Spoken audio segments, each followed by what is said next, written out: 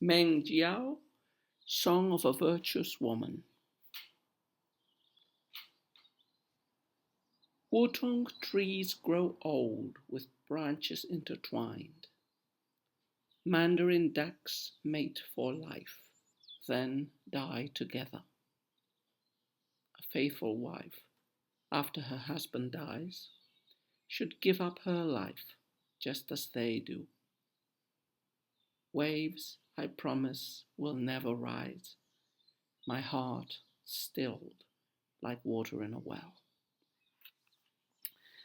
So today we continue with the pentasyllabic old-style ballads, and we get the two only poems that Meng Jiao has in this anthology. Today one and tomorrow another one.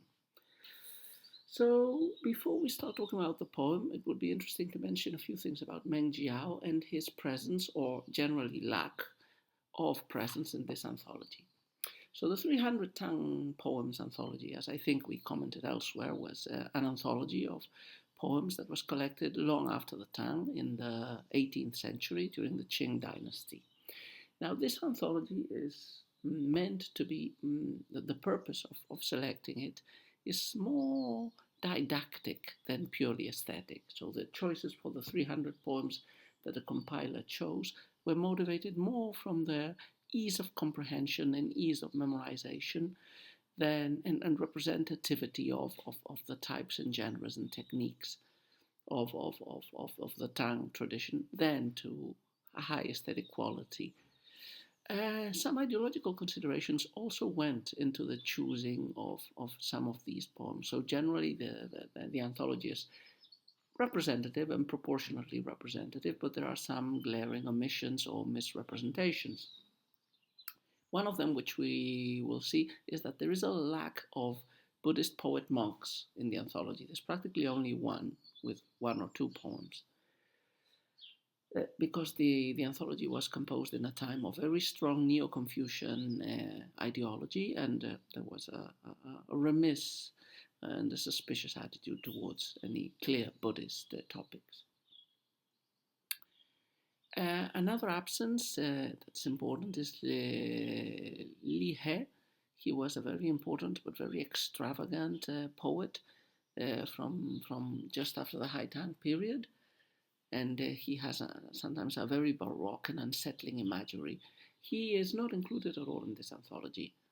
And the third important omission is the one we're talking about today, Meng Jiao. So Meng Jiao is represented by two poems in this anthology, but the choice is restricted to only two, whereas he was probably one of the most important mid-Tang poets, along, probably behind, but along Bai Juji and others, and Hanju and others.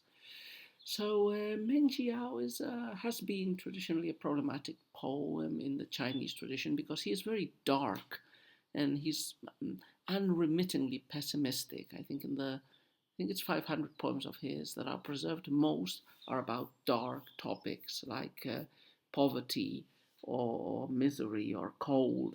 He was quite unsuccessful in his search for office. We'll talk about that in a minute.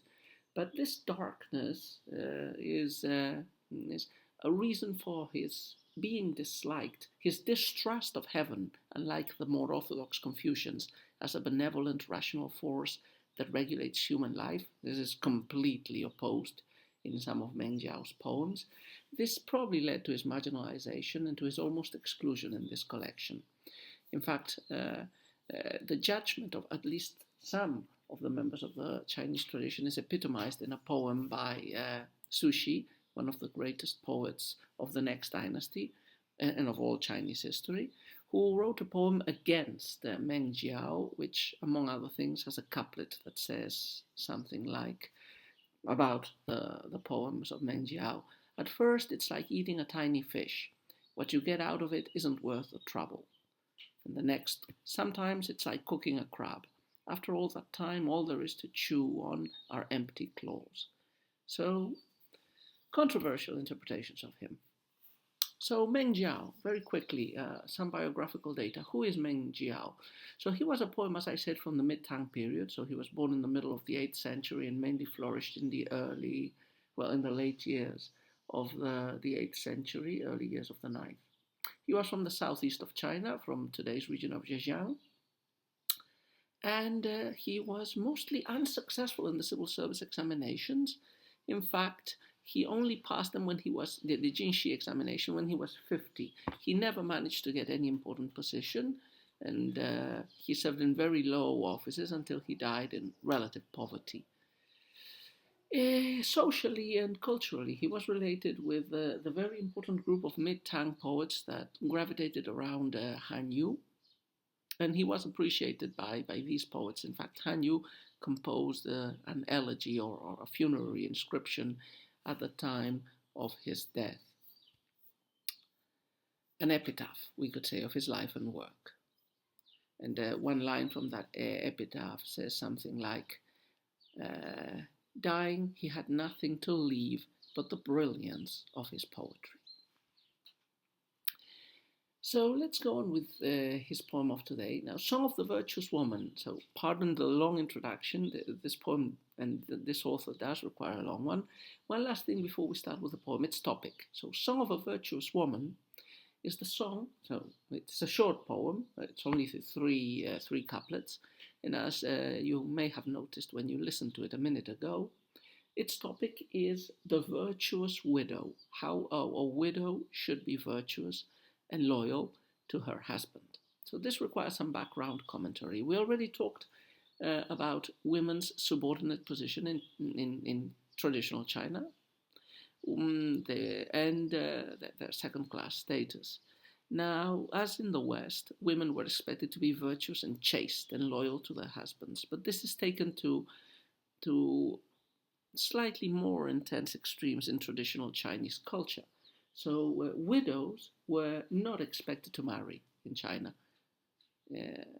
Confucian, most of them did, but the Confucian ideology states that if a woman loses her husband, she should remain unmarried until the end of her days. In fact, in even earlier periods, it was not unusual for the women to be sacrificed, to be executed at the death of her husband, to be buried with him in the grave. And in later periods, this practice disappeared, but it still lingered on a long time, even as the praise of voluntary suicide for women who decided to kill themselves after their husband had died.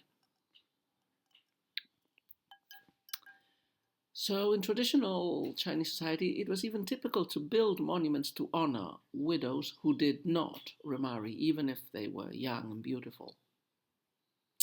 So this poem, this joyful interpretation, is very squarely aligned with traditional Confucian morality, and it paints us the virtuous image of the good wife, the good widow, who decides to remain chaste.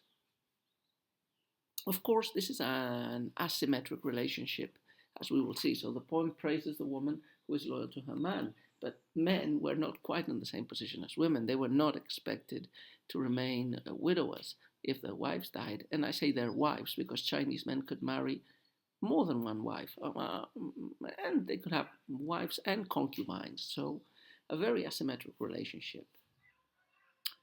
So let's go with the song.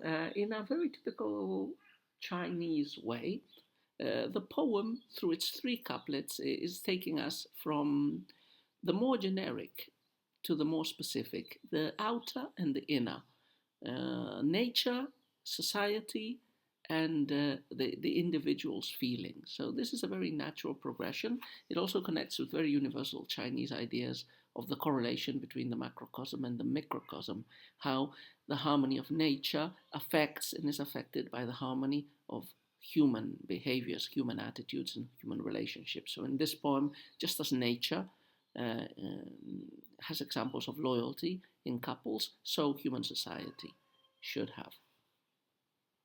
So the first couplet: wood-tongued trees grow old with branches intertwined. Mandarin ducks mate for life, then die together. So we get two images from nature, one from the from the vegetable, from the plant kingdom, and the other from the animal kingdom. The Wutong trees, they're trees that appear relatively frequently in Chinese poetry. I don't know much about them except that they generate some very big leaves, which are accompanied with interesting, aesthetically pleasing sounds when the rain falls of them in autumn. But here, what is insisted upon is that these trees, as they grow old, intertwine their branches. So they connect, they stay connected, they stay close. The branches and the different trees tie themselves. And Mandarin ducks, it was legendary how they were loyal to the couple they chose all their life. So in nature, we have examples of couples remaining forever stable until death. What about humans? That's what the next couplet tells us. It expresses the moral obligation based on nature, which humans also should replicate. A faithful wife, after her husband dies, should give up her life just as they do. So quite a strong line. I'm not sure if we're supposed to interpret it as should the faithful wife die, or should she feel and continue a life as a death in life, not dying physically, but having a life that is very different from the one she led when her husband was alive. At the last couplet, we move not only from nature to human society, now we move from human society to the human heart. Waves, I promise, will never rise, my heart stilled like water in a well. So now we seem to hear the widow.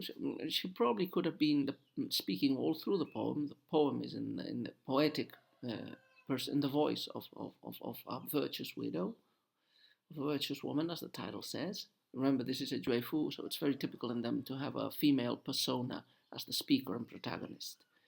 And in the last couplet, through a little bit of a figurative language with water imagery, which is very appropriate, as in traditional cosmology, water is Jin. It's a Jin force, so passive, receding, adapting. So it's a very good symbol for a woman in this tradition. So waves, I promise, will never rise. My heart stilled like water in a well. So she is promising that she will no longer experience affection, love, passion for anybody else. Yeah. Waves will not rise. She is like a calm sea. The waves of emotion, the waves of passion will not arise. Her heart will remain still like the water in a well, which is not affected by the wind or by the waves. So, interesting poem, representing a viewpoint and a philosophy that is probably quite alien to our present, except perhaps in that we would praise loyalty in both and expect it from both and in the same degree.